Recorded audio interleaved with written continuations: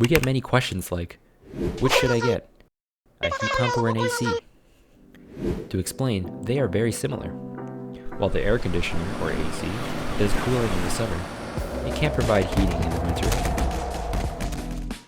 A heat pump is able to do cooling in the summer, as well as heating in the winter.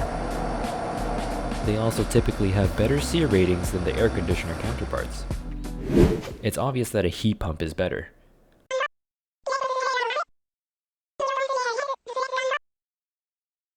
The only catch is the cost. A heat pump would run you around double the price of an AC for the same tonnage under normal circumstances.